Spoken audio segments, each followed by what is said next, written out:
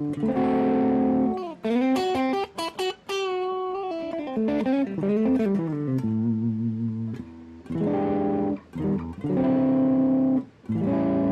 I'm going to change my guitar tone for this one.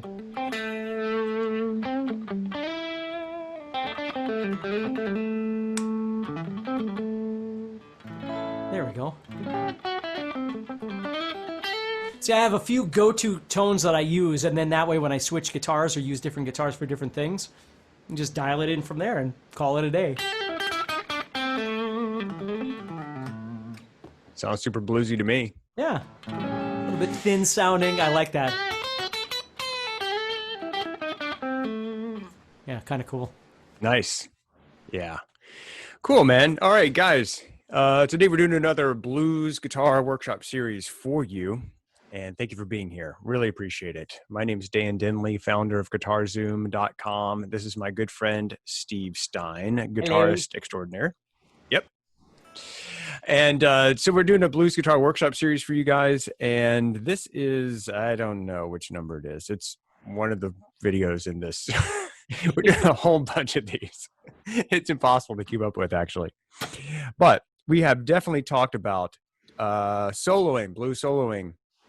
We've talked about tools and touch and tone. We've talked about the blues scale. Today we're talking about playing a major 12-bar blues. We're going to have one on the minor 12-bar blues, and then we're going to have one on playing blues in any key.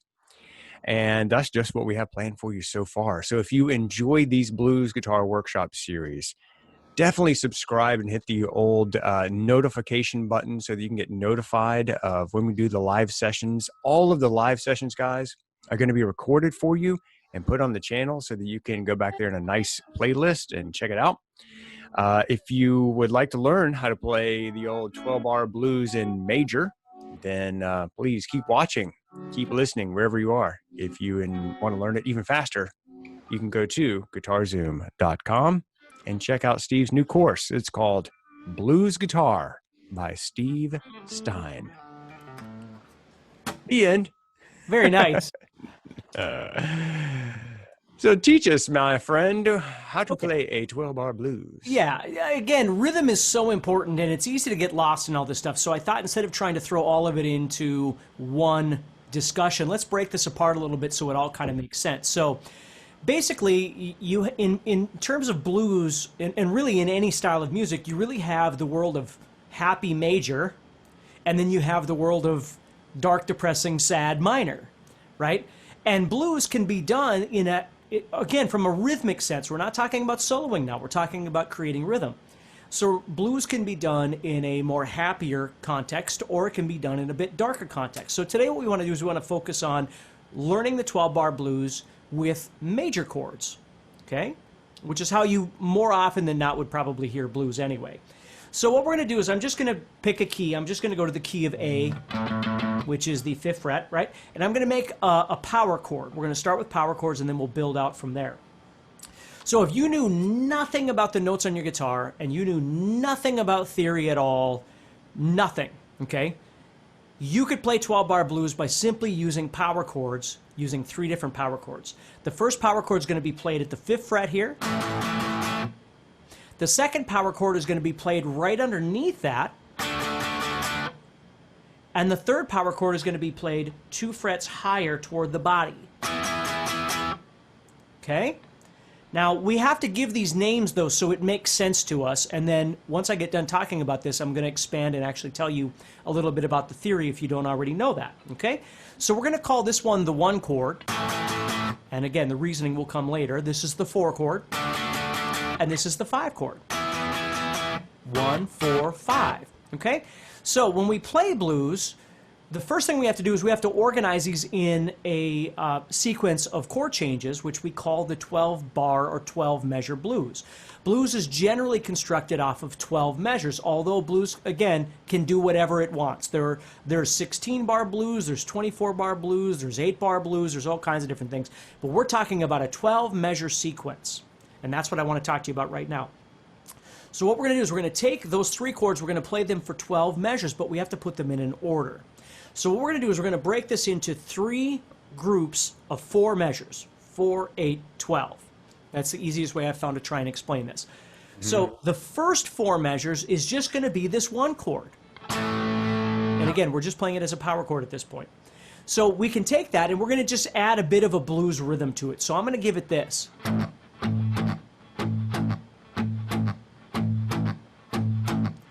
So I'm just counting it 1 and 2 and 3 and 4 and 1 and 2 and 3 and 4. This is my 3rd measure. And this is my 4th measure. 1, 2, 3, 4. And now I have to go somewhere. So I'm on the 2nd group of 4 now. So what I'm going to do is I'm going to head over to that 4 chord, which is this one right here. We labeled this the 4 chord. And again, we'll talk about why, if you don't know, in a second. So I'm going to go to that 4 chord for 2 measures, but I still have 2 measures left. So what I'm going to do is I'm going to go back to the 1 chord for the remaining 2 measures.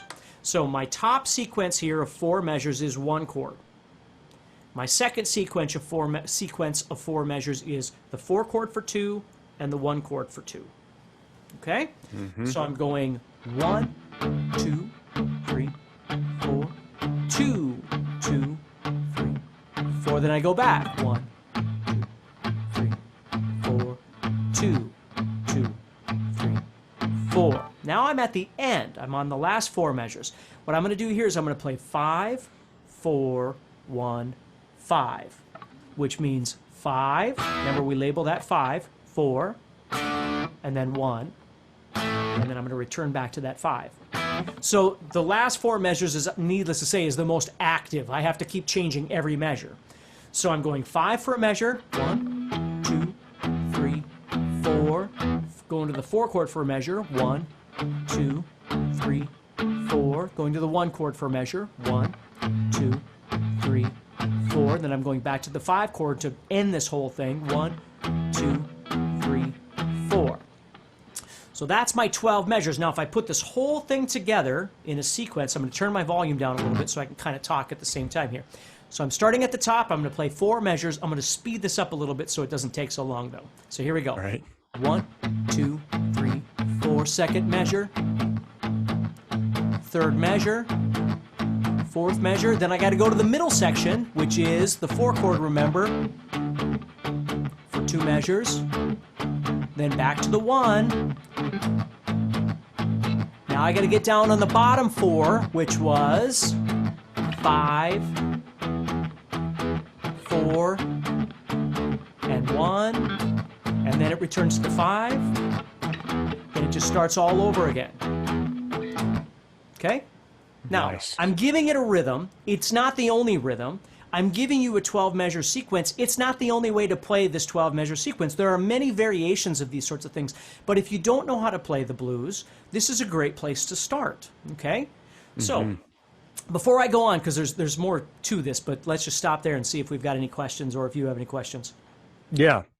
Well, I think the biggest thing is, guys, the whole concept here is that we're just trying to lay the foundation. Steve's laying the foundation of all the blues kind of that, you know, like you said, there's lots of variations, but if you don't really understand this 12 bar, the variation part gets really confusing because you can throw in minor chords, you can throw in like, Well, that's the thing is, again, just like any other language, essentially, it's the variations become endless, right? But if you were to talk to anybody, if you were to talk to Billy Gibbons from ZZ Top about the blues, the first thing he's probably going to, like if you said, I don't know anything about the blues, the first thing he'd probably talk to you about is 12-bar blues. He's not going to go into 24-bar blues or 8-bar blues or a jazz blues sequence if you don't know blues. The first thing you'd probably do is learn just a simple, straightforward 12-bar blues, because if I was to get together and jam, like let's say I got together with a group of people and I was going to jam, maybe I want to try out for their band or, you know, whatever it is, and we want to jam together, the first thing you usually do is simple things. Or if I go out and see a band and they want to get me up to play, right, to do a song, you know, you don't choose the most difficult thing in 30 seconds to go, hey, what do you know, right? Usually you just go, hey, let's jam some blues in the key of A, or let's jam some blues in the key of G, right? And you don't go, well, is it 24, is it 8, or are we doing a jazz improv? You know, it's just straightforward 12-bar blues. Now, if they make little adjustments in their rhythm while I'm jamming or something, I'm going to hear it, right? But this sequence, this 12-measure sequence, is not only the best place to start, but it's probably the most popular one that you're going to see out there. Okay? So the next step is to take those power chords and turn them into bar chords if you know bar chords. So what I'm going to do is I'm going to convert this A power chord into an A major bar chord. Right? So I'm playing 5, 7, 7, 6, 5, 5. And then I would play my D as a D major bar chord, excuse me, which is going to be 5, 7, 7, 7, all done with my third finger. And then 5 over here with my first finger. And then my 5 chord would be this one, which is also major. Okay? So needless to say, in order to play these major, you'd have to know your bar chords, or at least learn them to be able to play it this way. If you don't know bar chords, you could play it as power chords and you could have a ball, right? But if you want to move on, the next thing would be to play them as bar chords. So now it gives it a little more variety in terms of the way you strum it too, because I could be doing something like...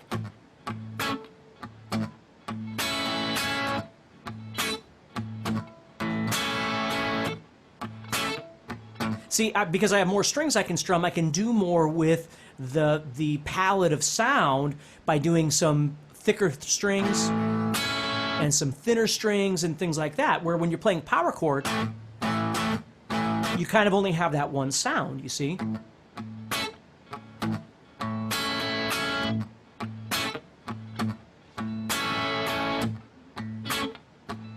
So I'm still keeping that kind of rhythm going. 4 measures here.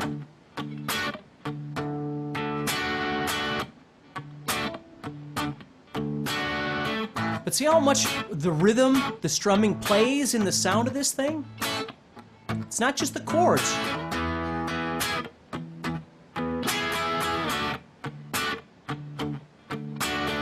So you'll notice that I'm strumming and palm muting and doing some different things in different places. And again, these are all conversations we can have. The guitar course talks about all this stuff.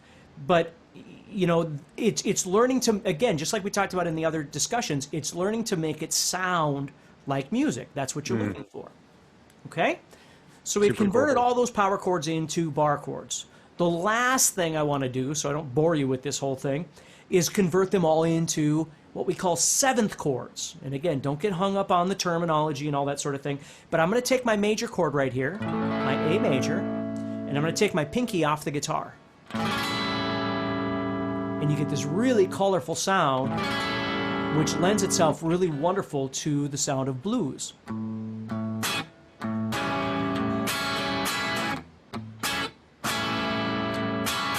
Well, I want to do the same thing over my 4 chord and my 5 chord, which we are going to go back and talk about what those terms mean. But so when I go to my 4 chord, which is the D here, D major, I need to convert that into a D7 chord. So what I'm going to do is I'm going to play 5, 7, 5. That's coming from my bar. So I'm barring, and I'm putting my ring finger on the 7th fret of the 4th string and my pinky on the 7th fret of the 2nd string. And it sounds wonderful. So that gives me that bluesy sound over the 4 chord. And when I want the 5 chord, I just take this same thing and move it up.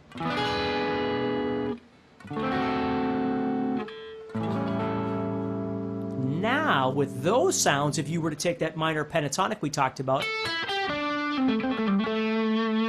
it's going to sound really nice over that, okay? Or the blues note.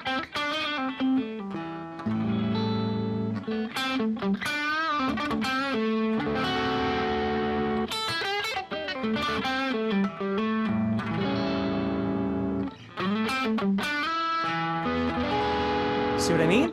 So they all fit together really wonderfully, and the nice thing about this is when you're learning blues, which is where a lot of people first start learning how to solo and stuff like that, is because the rules don't really, if you knew all your theory and all that stuff, it all doesn't really make sense at this point anyway. Blues is all based on sound and feel and things like that. So that's what's really nice about this is you can learn how to play your blues, your 12-bar blues, whether it's power chord, whether it's major bar chords, whether it's dominant 7th or 7th bar chords, whatever it is, right? This is sometimes referred to as a dominant 7th, but you can just call it A7 or D7 or E7. And then you can take that minor pentatonic we talked about and you can slap that on top there and it sounds really cool. Dude, yes. Yes. Oh, I know, it's awesome. I love this When I stuff. learned how to do this, like this is what I would do with my friends. Either we were playing Iron Maiden or Ozzy or Slayer songs, or we'd be jamming this. And so this was my first exposure to not understanding a thing about music theory, but learning to feel this rhythm. You know, we'd listen to Stevie Ray Vaughan, and you know, I was a big Gary Moore fan when I was a kid. But I never understood anything. But it was just the ability of being able to take those chords and have somebody play them, and that I would, you know, jam over the top, or vice versa. You know, we'd always go back and forth. I'd play 12 of rhythm, and then solo, and somebody else would play 12 of rhythm, right? And you go back and forth, and it's just fun stuff to learn how to play. So that's how this is built. The 12-bar blues using major chords. Now, let's clear up the terminology here of 1-4-5. And again, I'm not going to get real deep into theory, but understand that if I'm playing A, D, and E, which are the three chords I'm playing, I'm technically in the key of A. A is my main chord. And I always tell people key really is like playing a baseball game and going to home plate, right? That's the key. That's where you want to get to. That's what everybody's waiting for, is that home plate. First base is fine, right? Second base is fine. But it's home plate you want to get to. So this A is more important by far than the D or the E. The D or the E want to go to the A. They want to bring the ear around to come home to that sound of the A. So if we were in the key of A, that means, again, A being the most important chord. If we counted up on our fingers very simply and I went A, B, C, D, E, A, B, C, D, E, D, E, 4, and 5. So that's where those terms are coming from. Now, there's sharps and flats and blah, blah, blah. We're not going to get into all that key signature stuff. I just want you to understand that that's the basic idea of where the terms are coming from. The beautiful thing as a guitar player is even if you don't really understand it, you can see that your 4 chord is located directly underneath you, and your 5 chord is located 2 frets higher this way. So that's what I always loved about it, is because when I learned the blues and I learned 1-4-5, I didn't know my theory. I didn't know anything about major scales and things like that. I just knew 1 was here and 4 was underneath. And 1-4-5 made sense to me, but only in a or only in a titling thing. 1, 4, 5. Whether they're A7, D7, D7. But that was enough for me. You know, so if somebody said, "Oh, play 1-4-5, let's do 12-bar blues in the key of G." Okay, that's cool. So G, 1, 4, 5. And then my scale would be there. Again, we'll get into that discussion later, but that's the idea. So hopefully that helps. Dude, this is awesome. Guys, I hope you're enjoying this. This is part of the Blues Guitar Workshop series that we're doing for you. This is all about playing the major 12-bar blues, what the 12-bar blues is. Hopefully you've enjoyed this. If you missed the beginning of this, no worries. It'll be saved for you there on the playlist at the Guitar Zoom YouTube channel. Make sure you subscribe and hit notified. Be notified of the next session. If you want to learn all this stuff, go there and watch all those playlist videos on the Blues Guitar Workshop. If you want to learn it even faster in a step-by-step way, check out Steve's course. It's called Blues Guitar by Steve Stine, and it's now available at guitarzoom.com. Dr. Stine, I love saying that, Professor Extraordinaire, Yes. Professor of Modern Guitar Studies. Yep. Where should we go from here, man? This has been a really awesome session and fun. Yeah. And again, I think that's enough. You know, in the next session, we're going to talk about converting all of this into minor. So if you did want to play minor blues, which one of my first experiences, I mean, there was The Thrill Is Gone from B.B. King, which is still one of my favorites, but by far and away, it's a song called Still Got the Blues by Gary Moore. And I still, to this day, it's one of my favorite songs on the planet. And so I always found minor blues to be just really powerful. And me as an individual, I'm really drawn to minor blues. Not that I don't love major blues, but there's just something about minor blues. Probably my metal past. I don't know. Well, my metal current, I guess. But there's just something about minor blues that I've always loved. So that's what I want to talk about in the next session. So that's going to be awesome. I'm really stoked about that because a lot of times the minor blues are a little slower. They give you more time to solo and think about what you're going to do. So that's going to be a really cool session, guys. If you want to make sure you don't miss that, make sure you subscribe and hit notify. I want to thank everybody for being here. This has been super awesome. We really appreciate every time you guys show up to one of these live sessions. It's just a blessing and a privilege to be here with you guys and also to be here with Steve. every time we get to do this, man, I'm just like, this is so fun. I know, it Can't is a lot of believe fun. that we do this and try to help people, and it's always awesome. Steve, thank you so much, guys. Don't forget, all of these Blues Guitar Workshop series are going to be there on the playlist for you at the Guitar Zoom channel. Just go to YouTube, type in Guitar Zoom, click the channel, click on playlist, and then it'll be there for you. Blues Guitar Workshop. And of course, if you want to go deep into all of this and learn it step by step, you can check out Steve's course. It's called Blues Guitar by Steve Stine, and it's available at guitarzoom.com. All right, big guy. Anything else you want to add or close us out? I think that's good for now. All right. Next session, guys, the minor 12-bar blues. So see you then. Thank you so much. Take care.